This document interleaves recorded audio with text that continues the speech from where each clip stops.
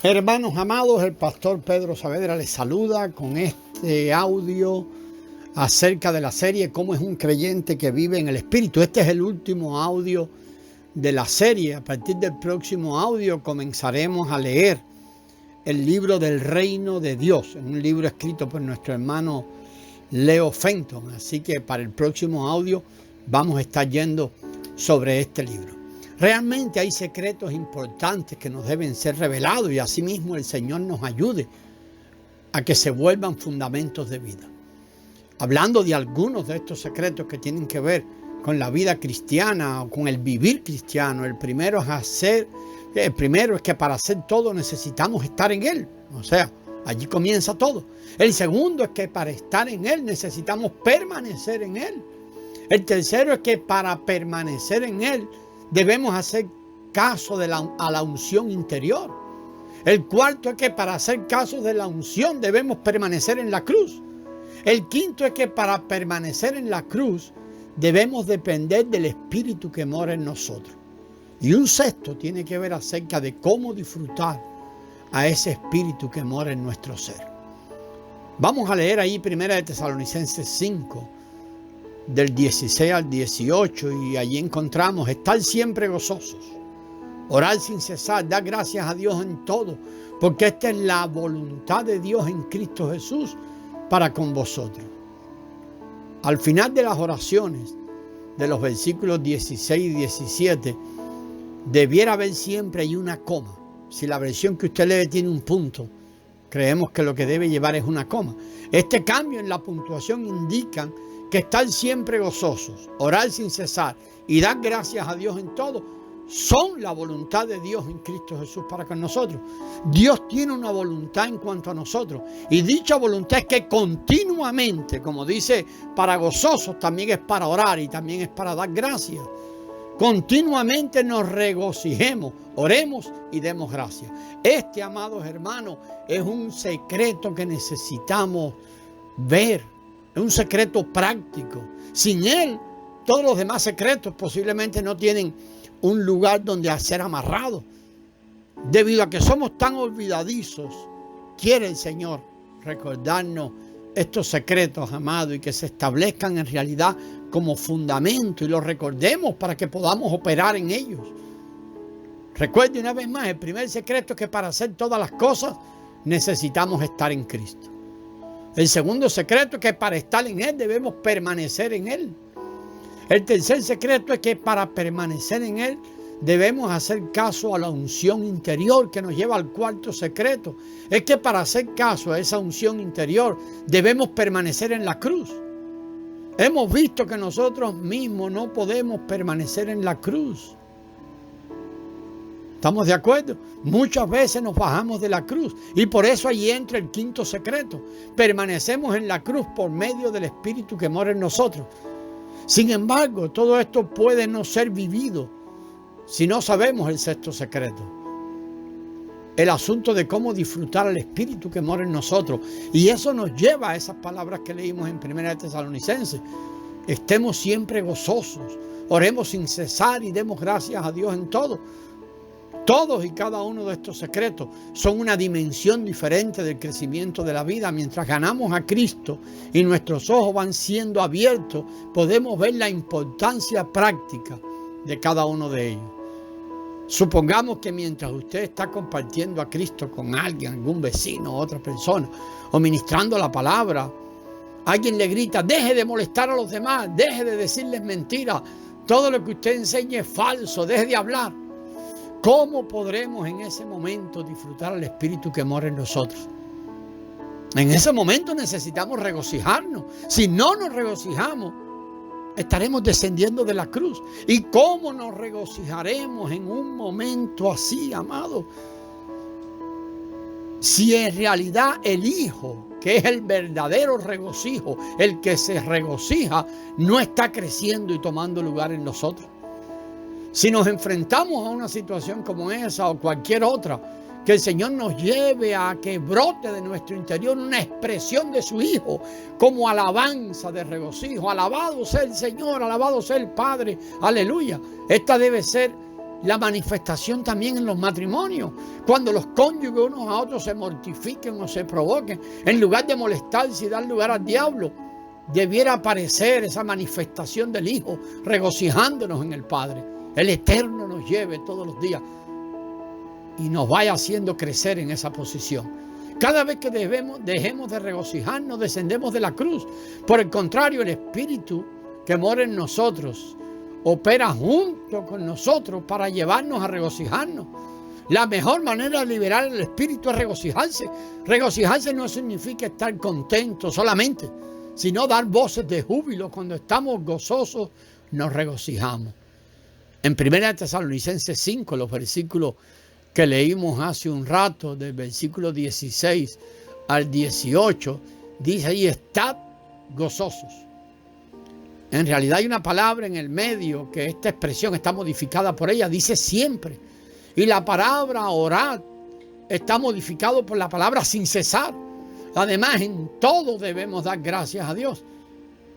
Esto significa que aún si hay problemas en el matrimonio, con los hijos, cualquier asunto que enfrentemos, debemos alabar al Señor, estar siempre gozosos, orar sin cesar y dar gracias a Dios en todo. Es la voluntad de Dios. Estas tres cosas, las cuales Dios ha establecido, son como los tornillos de una máquina. Después que usted arma la máquina y pone los tornillos amarran la maquinaria para que entonces esa máquina pueda funcionar sin escapes y pueda funcionar de una manera correcta. Cada vez que dejamos de dar gracias en algo, el Espíritu que mora en nosotros es asfixiado. En 1 Tesalonicenses 5, en el capítulo, el asunto de no apagar el Espíritu, como se nos indica ahí más adelante, está relacionado con el hecho de estar siempre gozoso, orar sin cesar y dar gracias a Dios en todo. Es un hecho que si no nos regocijamos, estaremos apagando el Espíritu. Si no oramos y damos gracias, también estaremos apagando el Espíritu. O sea que la manera de avivar también la llama del Espíritu es ese gozo, ese orar sin cesar, ese dar gracias en todo. Que el Señor nos ayude, amado, y en su misericordia, por el crecimiento de su Hijo, nos lleve allí. Aunque ya tenemos el Espíritu en nosotros, hermanos, muchas veces el Espíritu es asfixiado. Recuerde, el Espíritu mencionado allí es el poder de la resurrección, es la vida resucitada operando en nosotros. Y no debe estar asfixiado, no debemos asfixiarlo o apagarlo por no regocijarnos, ni orar, ni dar gracias. En el mundo natural debemos guardar cierta práctica de una forma rígida, y contra más legalistas seamos en ello, será mejor nuestra salud. Mire, le vamos a mencionar, a fin de ser saludable, debemos guardar 4 puntos importantes, dicen algunos doctores, que son tan importantes para nuestra vida: comer, beber, respirar y dormir. Aunque como creyentes no estamos diciendo que, y más bien condenamos las prácticas, ilegalidades y esfuerzo propio en estos asuntos, es muy saludable que seamos rígidos. Con respecto a comer bien, beber, respirar y dormir, debemos ser muy rígidos. Espiritualmente hablando, hay prácticas o disciplinas que son necesarias. Y una vez más dejamos claro que no son el fruto de nuestro esfuerzo, deben ser nacidas de una respuesta a la vida creciente en nosotros. Puede que alguno al escuchar esto se pregunte: pero ¿cómo le daré gracias a Dios siempre por ese cónyuge que tengo? Es que usted no conoce a mi esposa, no conoce a mi esposo. Sin embargo, hermano, no importa la clase de cónyuge que tengamos, debemos regocijarnos y dar gracias a Dios en todo. Cada uno de nosotros debe hacer esto por sí mismo. Así como comer, beber, no podemos comer por otro, no podemos beber ni respirar por otro. Tampoco podemos orar y regocijarnos y dar lugar y dar gracias, por otros. O lo que le toca hacer a otros no podemos hacerlo nosotros. Comer es una práctica que cada uno hace por sí mismo. Cada uno debe guardarlo. Debemos alimentarnos bien para una buena salud. Y eso solo usted lo puede hacer por usted. De igual manera, si cada uno de nosotros no ora, ni se regocija, ni da gracias, entonces será difícil que alguien pueda hacer algo por usted.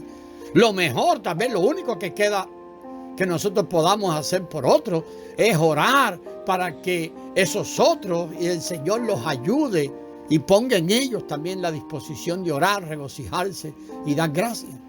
En la experiencia hemos visto que los creyentes están dispuestos a orar, sí están dispuestos a orar, a regocijarse, a dar gracias. Hay un deseo interior porque ahí está el Hijo. Pero que el Hijo nos lleve, hermano, cada vez más y más a esa experiencia. Y así nos ayude a ejercitarnos para no solo estar siempre o gozoso algunos momentos, o cuando las cosas no sean tan malitas, o cuando no nos vayan tan mal. No, que nos ayude a estar gozoso siempre, no importa lo que esté sucediendo, que el Hijo puede expresarse así de nosotros. Y lo mismo se aplica para orar. No solo debemos orar de vez en cuando. Mire, el Hijo ora sin cesar. Respirar es para nuestra vida física como el orar en la vida espiritual. Respirar es más necesario, dicen doctores, que comer, beber y que dormir. Orar es clave y debe ser lo primero en nuestra vida espiritual. Debemos respirar espiritualmente como respiramos en la vida física, sin cesar. Para orar, hermano, no es necesario que estemos en el cuarto, no es necesario que nos apartemos a un lugar, no es necesario si estamos ocupados o desocupados. Siempre podemos orar, esto es algo del Espíritu. En todo lo que hacemos siempre podemos respirar. Con respecto a nuestra respiración espiritual, no debemos orar de manera superficial, sino orar desde lo profundo de nuestro ser. Estamos hablando de orar desde nuestro espíritu. Más bien estamos hablando de ser enseñados por el Espíritu a permitirle a Él mismo, que es el intercesor, que lo haga por nosotros. Amado, si vivimos y tenemos la experiencia de esas tres cosas, de el regocijarnos, el orar y el dar gracias, el Espíritu que mora en nosotros arderá. Por medio de este Espíritu que arde en nuestro interior, estaremos dispuestos a permanecer en la muerte y mantendremos la carne, yo y la vida natural en la cruz. Esta experiencia de muerte nos conducirá a la resurrección. La muerte es la entrada que conduce a la resurrección.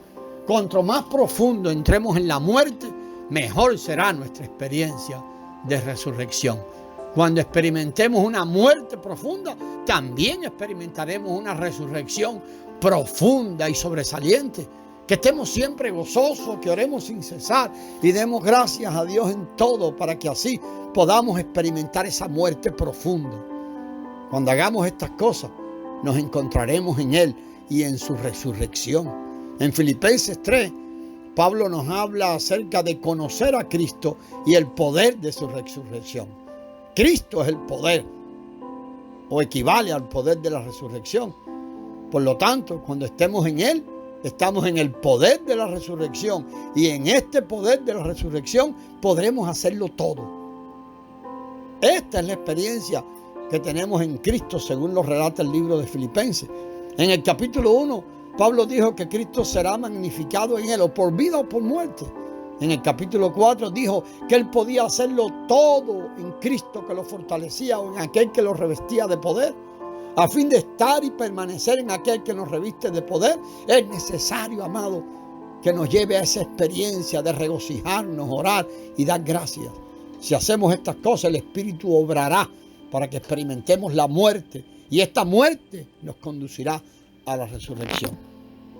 De este modo, finalmente llegaremos a experimentar esa vida resucitada. Terminamos, amado, esta serie y le animamos a escuchar los audios referentes al libro del Reino de Dios, donde el hermano Leo Fenton nos lleva a ver la historia de Dios desde su punto de vista eterno. Gracias y paz, amado.